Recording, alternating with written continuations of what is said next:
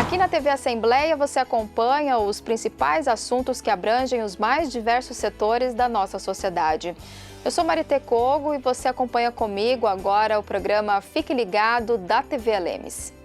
A Lei Áurea foi assinada há 134 anos e acabou com a escravidão no Brasil. Mas o trabalho forçado continua sendo denunciado por todo o país. Também chamado de escravidão moderna ou escravidão contemporânea, esse tipo de trabalho não respeita as normas legais que incluem jornada diária pré-definida, direito ao descanso semanal, férias e remuneração justa. O documentário Trabalho Escravo Contemporâneo mostra a evolução da nossa legislação ao longo do tempo. O que é feito para fiscalizar as condições trabalhistas e como os órgãos responsáveis atuam no combate e na punição aos crimes. Confira.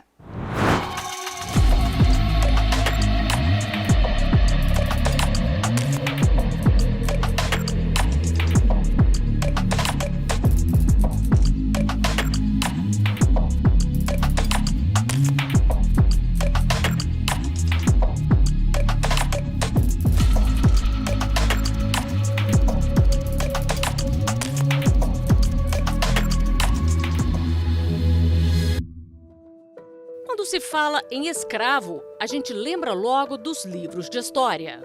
Antigamente, nós temos aquela impressão de trabalho escravo nas correntes, nos chicotes, naquelas agressões físicas. Era um bem que os senhores tinham posse, tinham propriedade e podiam, inclusive, ser suscetíveis à herança. Havia toda uma indústria relacionada ao trabalho escravo, movimentada, inclusive, pelo tráfico voltado para a raça negra.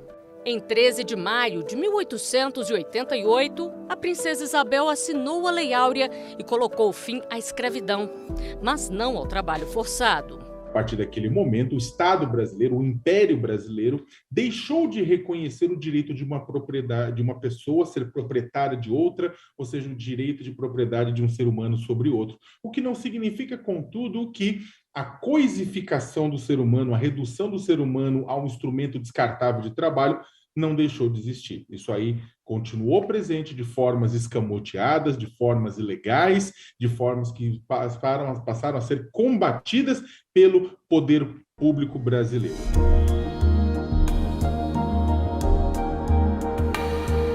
O que transforma aquele trabalho escravo clássico no contemporâneo são exatamente as restrições aos direitos desses trabalhadores. São as limitações impostas pelos exploradores desse trabalho escravo. Um trabalho forçados, com condições degradantes de trabalho. Que é o trabalho forçado, ou jornadas exaustivas, ou condições degradantes de trabalho, ou então uma servidão por dívida, qualquer restrição de locomoção do trabalhador em razão de uma dívida contraída com o empregador, ou então seja pela localização geográfica isolada daquela atividade, ou pela vigilância ostensiva daquele trabalhador que seja de alguma forma restringindo a sua liberdade de locomoção. Mas é importante saber que essas modalidades elas podem ocorrer conjuntas ou isoladamente. O artigo 149A do Código Penal dá essa linha, é uma linha voltada não só para o trabalho forçado, que seria o trabalho de escravidão de outrora, e os novos tipos, que seria o trabalho degradante. Aí você empresta o conceito de dignidade da pessoa humana da Constituição da República, você incorpora conceitos como manutenção de condições dignas de trabalho, acesso à água, remuneração, limitação de jornada, condições primárias, somado com outros conceitos, como o conceito de servidão por dívida, que é o chamado caderninho de dívidas, e ainda o conceito de jornada exaustiva. Trabalho escravo contemporâneo, escravidão moderna, trabalho escravo moderno, formas contemporâneas de escravidão, todas essas nomenclaturas são aceitas em diversas regiões, ou aceitas no âmbito das Nações Unidas, ou mesmo dentro da academia brasileira. Agora, por que, então, condições análogas às de escravo, como a gente ouve sempre? Primeiro que esse termo é o termo que está no artigo 149 do Código Penal Brasileiro, que prevê o crime de redução de alguém à condição análoga de escravo. E por que análogo de escravo? Porque Para a legislação brasileira, para o direito brasileiro, o Estado não mais reconhece que alguém pode ser proprietário de outra pessoa.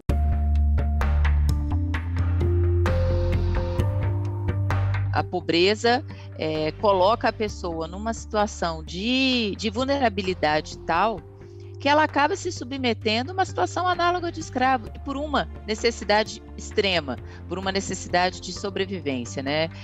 Ninguém cai em uma situação de trabalho análogo de escravo porque quer, né? E aí vem alguns fatores que levam, né, a essa situação de pobreza e essa situação de vulnerabilidade extrema que todos nós aqui sabemos, que é a falta de uma educação de qualidade, que são a falta de oportunidades de qualificação profissional, e aí com isso também de acesso a um trabalho decente. Com a experiência e com contato com esses trabalhadores nós conseguimos identificar isso. Muitos deles reclamavam pela falta de emprego e muitos deles obrigados a ter que viajar quilômetros de distância longe de casa por uma oportunidade de emprego e muitas vezes sem nem saber quanto queriam ganhar. Só pela sinalização de que havia uma necessidade de mão de obra e que havia um conhecido que estivesse trabalhando ali, eles já se lançavam para essa oferta e chegando no destino descobriu que realmente estavam ali numa situação de graves violações de direitos. A vítima ela é enganada e aí ela vai para um novo trabalho, muda de cidade ou de país. Nós temos dois tipos, né, de tráfico, o tráfico internacional e o tráfico interno. Então, a pessoa que sai de Minas Gerais e vem trabalhar numa obra aqui no Rio de Janeiro, sob a falsa promessa de um emprego com carteira assinada, com direitos trabalhistas observados, com um alojamento digno, ela foi atraída com uma falsa promessa e ela saiu de lá nessa condição, nessa esperança. E quando chega aqui, a realidade é outra. Então, é o tráfico de pessoas para a exploração do trabalho análogo de escravo. E o tráfico de pessoas ocorre exatamente nos locais, são chamados locais de fornecimento de mão de obra, são locais onde não há atividade econômica, não há atividade rural importante ou de qualquer natureza, e as pessoas são suscetíveis ao quê? Às falsas promessas, ao transporte irregular, a sedução de ter uma remuneração, de ter uma chance de avançar na vida. Dois principais problemas envolvidos. Um deles é a vulnerabilidade dos trabalhadores, né, de querer qualquer tipo de trabalho para poder garantir o seu sustento, né, de sua família. E de outro lado, atividades econômicas que preferem explorar a dignidade humana, né, em vez de investir, né, e se preocupar com a saúde, com a segurança desses trabalhadores. O trabalho análogo ao de escravo, né, ele é um fenômeno global, ele está presente em todas as regiões e nos diferentes setores da economia, né? Não existe aí um setor, lógico, que tem uma prevalência maior em um setor do que em outro, mas hoje você encontra o trabalho escravo nos diferentes setores da economia. Aqui no Brasil, a gente vê que a grande maioria dos resgates acontece na zona rural, né? Porque é onde a gente acaba tendo o maior número de denúncias, onde você tem um ambiente também mais propício para, infelizmente, acontecer essa forma de violação, né? Mas, mesmo no Brasil, a gente vê o aumento do trabalho escravo na zona urbana também, né? Então, é um fenômeno que vem acontecendo tanto na zona rural quanto na zona urbana. Para a exploração econômica, nós temos no Brasil na pecuária bovina, na cultura de cana-de-açúcar, de soja, de algodão, de tomate, de frutas, de batata, de cebola, na construção civil, no desmatamento, na produção de carvão vegetal, tanto para o churrasco quanto para a siderurgia. Temos trabalho escravo no setor de vestuário têxtil, temos trabalho escravo no comércio informal ou no comércio formal, temos trabalho escravo em uma série de atividades econômicas, né? Uma vasta gama de atividades econômicas. Da mesma forma, temos trabalho escravo com exploração sexual, né? Em bordéis, em prostíbulos, em casas de prostituição, em rodoviárias, em postos de gasolina, principalmente com mulheres e crianças sendo exploradas nesse sentido. Agora, também temos trabalho escravo doméstico. Geralmente são relações de décadas de exploração, às vezes essas vítimas chegaram ainda crianças para trabalhar em casas de família, para trabalhar como domésticas mesmo, cresceram sem nenhum tipo de convívio com a sociedade E aí depende de que alguns vizinhos ou alguém que conheça a realidade daquela família, a rotina, identifique que ali uma grave exploração de direitos e possa denunciar essa situação. Solange tinha apenas 7 anos quando, sob a promessa de uma vida melhor, foi levada para São Paulo. A criança virou empregada. Em vez de infância, trabalho duro. Até o nome foi trocado para um que a patroa se lembrasse mais fácil. Dos meus 7 até os meus 36 anos era Karina, Buiú, Karina, Buiú, Karina, Buiú. Durante esses 30 anos, a Solange ficou enterrada num cantinho que era só dela. A Solange não sofreu o que eu sofri. Agora a Karina foi malhada. E muito, não foi pouco. Foram quase 30 anos de trabalho sem nenhum direito, sem salário. Ela só assinava a carteira profissional porque na cabeça dela, pagando o INSS, é o que bastava como empregada. Então ela pagou 20 anos o INSS para mim. Foi assim que eu consegui provar que eu fiquei lá 30 anos. Ela tinha uma caderneta e marcava as despesas da empregada. Que no caso ela descontava o INSS, ela descontava tudo que eu comia. Ou uma calça que eu manchava, ela ia lá, descontava, pagava e descontava do meu salário. Que não existia, só no papel. Até que um dia Solange teve coragem, fugiu, retomou seu nome de batismo e recorreu à justiça, que determinou o pagamento de indenização por danos morais no valor de R$1 milhão em parcelas. Ela ainda aguarda a definição das verbas rescisórias. Eu pegar os meus direitos. E agora que eu tô com uma filha de 1 ano, agora que eu quero muito mais, porque eu quero dar um futuro para ela, o futuro que eu não tive, a escola que eu não tive, as oportunidades que eu não tenho no mercado, eu quero que ela tenha.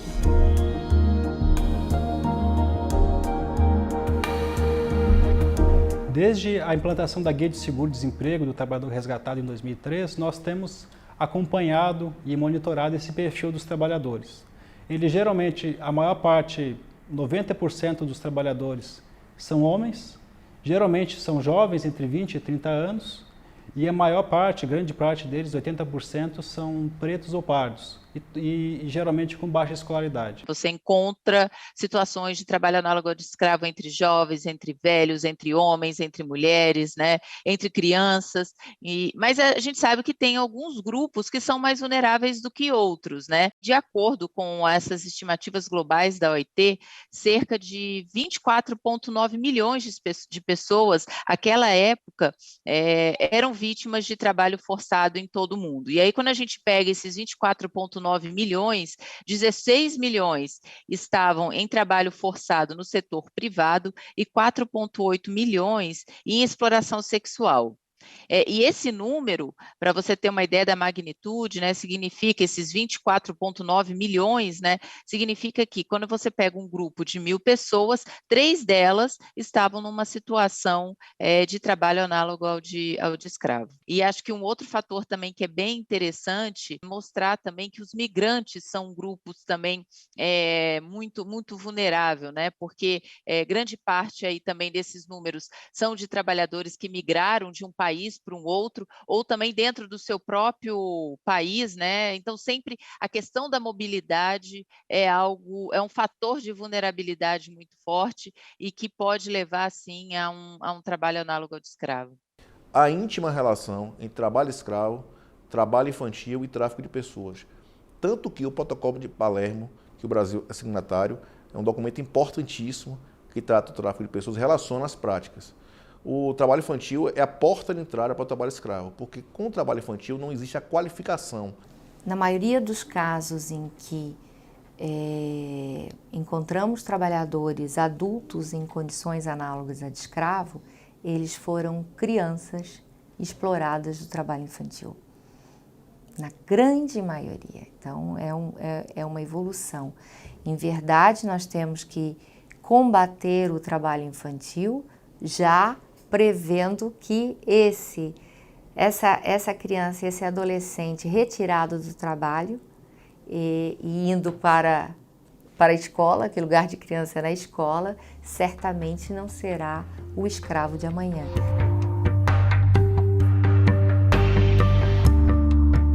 No momento em que o Brasil reconhece a prática de trabalho escravo, ele se associa a tratados e convenções internacionais que combatem a chaga no campo trabalhista, as convenções da Organização Internacional do Trabalho 29 e 105, para a partir daí começar a estruturar os órgãos de combate. Nós temos no âmbito trabalhista a fiscalização do trabalho, Ministério Público do Trabalho, Judiciário Trabalhista. No aspecto criminal, Polícia Federal, Ministério Público Federal e a Justiça Federal. Então, assim, o Brasil é considerado muito avançado se comparado com os demais países. A fiscalização das condições de trabalho no Brasil, voltada para o combate ao trabalho escravo, acontece desde 95, né, quando foi iniciado a política pública de combate ao trabalho escravo, foi iniciada essa política pública com a criação do Grupo Especial de Fiscalização Móvel. Então, hoje, nós temos 25 auditores fiscais do trabalho exclusivos, que compõem hoje 6 equipes de fiscalização que atuam em todo o país. Então, nós atuamos com base em denúncias, né, vindas da sociedade e também por um planejamento de inteligência, em atividades que nós sabemos que há problemas crônicos de exploração de trabalhadores em níveis abaixo da dignidade humana, nós podemos planejar ações fiscais voltadas nessas atividades. A partir dessa constatação, essa trabalhadora é retirada e o empregador responde pelos direitos trabalhistas não observados durante toda a contratualidade, não existe prazo prescricional e também a pagar uma indenização pelo dano moral individual sofrido por essa trabalhadora e também em termos de futuro, se esse empregador tiver uma nova pessoa, uma nova empregada, vai passar a contratar e a observar todos os direitos trabalhistas. Do ponto de vista judicial, a gente tem 2 formas de punição. Tem a criminal, né, e tem a trabalhista. Quando diz respeito à questão de criminal, trabalho escravo é crime previsto no artigo 149 do Código Penal, 2 a 8 anos de cadeia em caso do crime ser encontrado e confirmado. A trabalhista, nós tivemos avanços muito fortes nos últimos anos, tivemos procuradores do trabalho, juízes do trabalho sensibilizados para o problema, tribunais, né, regionais e o próprio TST também sensibilizado para o problema, né, preocupado com esse problema. Nós temos, inclusive, indenizações milionárias, né, 30 milhões aqui, 15 milhões ali, indenizações muito grandes relacionadas ao trabalho escravo, com um retorno disso à coletividade ou aos trabalhadores. Se ele não conseguir, no processo administrativo, mostrar que ele não tinha culpa daquela situação, ele vai ser incluído na lista suja do trabalho escravo, que aí sim é uma lista pública, que o governo federal mantém desde 2003, e que impede bancos públicos, então que impede o próprio governo federal de financiar atividades que tenham envolvimento, né, com o trabalho escravo. E ela também é utilizada como controle social. Empresas que têm uma responsabilidade empresarial e social na sua cadeia produtiva não quer ter o nome de seus produtos envolvidos com trabalho escravo. Tem uma importância muito grande, a lista suja, inclusive, foi reconhecida pelo Supremo Tribunal Federal no julgamento, né, por unanimidade dos ministros que votaram, apontando que ela é constitucional, e não apenas constitucional, como necessária, porque garante transparência às ações do poder público, afinal, é uma lista de empregadores que foram reconhecidamente responsabilizados pelo trabalho escravo. Até os anos 90, o Brasil sequer reconhecia que havia trabalho escravo, e nós temos um avanço hoje, é uma série histórica, que faz com que as instituições se unam, como recentemente nas operações Resgate 1 e 2, que produziram tantos resultados e tantos resgates, não só resgates de retirado com o trabalho em condições a escravo, mas também de melhorar as condições de vida para a prevenção tanto do trabalho escravo como do tráfico de pessoas. Na Operação Resgate, nós fizemos 1.100 trabalhadores atingidos na operação. E 100 denúncias, nós conseguimos atingir aí 13 trabalhadores desses trabalhos infantis, desses 5 sendo condição análoga de escravo.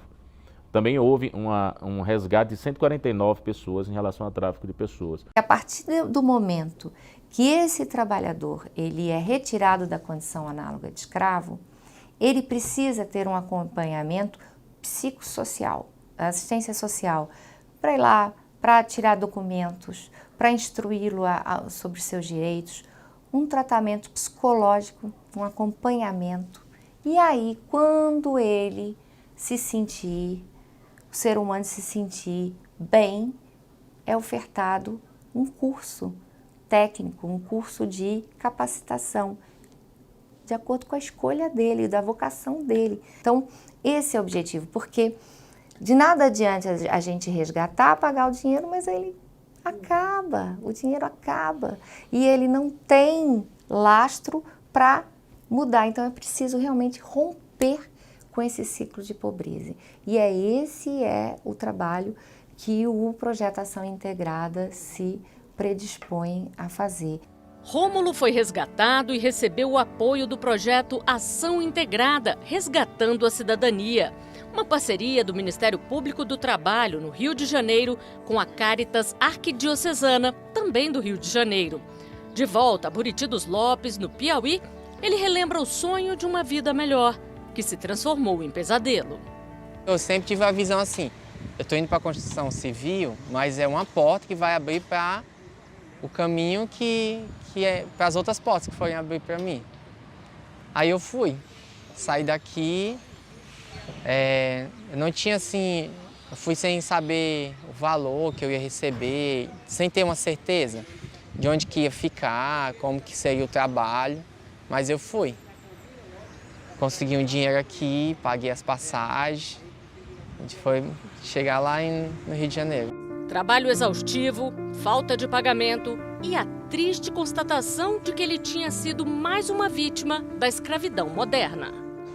A falta de conhecimento te coloca em vários lugares que você não estaria se você tivesse aquele conhecimento. Eu não tinha conhecimento sobre situações de escravidão nos tempos atuais, né? E nem como que ela se apresenta. E o Cáritas me ajudou primeiramente a entender onde era que eu estava e depois me ajudou a me reconstruir. A ajuda inicial, que foi transformador para a minha vida, foi a ajuda psicológica. No início, quando eu conversava com a psicóloga, era só choro. Porque era uma carga assim do Rio, juntando com coisas do passado, com coisas do futuro. E logo em seguida, depois desse processo de reconstrução, aí veio a parte do curso mesmo, que eles me ajudaram com isso. Há uma experiência das pessoas que participam de operações de combate ao trabalho escravo muito frustrante, que é verificar o resgate de mais de uma vez da mesma pessoa. O que denota que é preciso ter uma estrutura estatal que faça essa cobertura, esse apoio à pessoa que é resgatada. E a chave, evidentemente, passa por um processo de qualificação. Não é simplesmente garantir a adequação e a punição, né, às leis mais visíveis.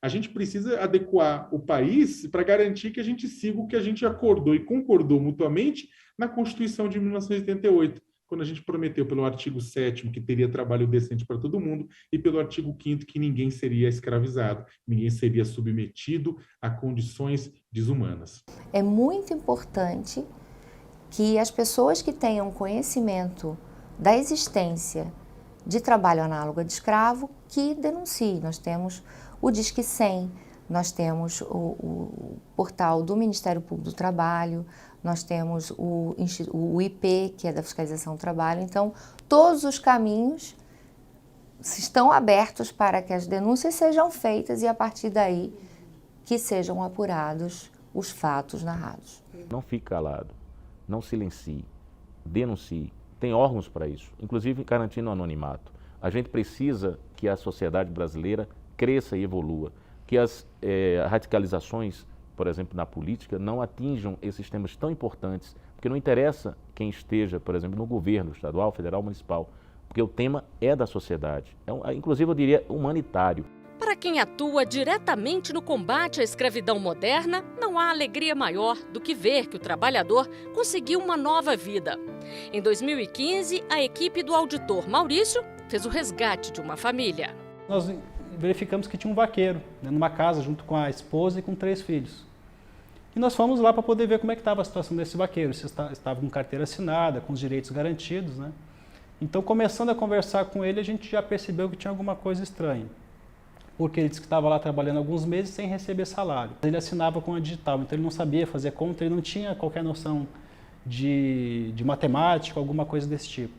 Então, nós, pegando o que supostamente teria sido fornecido a esse trabalhador, nós vimos que a relação entre salário e dívida eram duas retas que nunca iriam se encontrar. Então, para nós ficou claro que ali havia uma situação de servidão por dívida desse trabalhador, foi explicado a ele o que era direito, e no fim ele acabou nos agradecendo essa situação, né, porque ele se sentia que não só ele tinha sido lesado nessa condição, mas ele e a família inteira, e principalmente a filha mais velha que estava sendo privada da escola por estar naquele local. Então, ser resgatado daquela situação foi um resgate da própria dignidade desse trabalhador que pôde recomeçar a sua vida logo depois. 3 anos depois, em uma ação fiscal, o reencontro que emocionou Maurício. Da minha parte, como profissional, fiquei satisfeito e realizado de ver a situação daquele trabalhador e dele nos agradecer. Realmente, olha, obrigado, porque se não fosse aquela fiscalização há 3 anos atrás, hoje eu sei dos meus direitos. Eu sei quais são os meus direitos e como eu posso usar esses meus direitos para dar uma vida melhor para minha família. Eu vou ficando por aqui, agradeço pela sua companhia e até a próxima edição.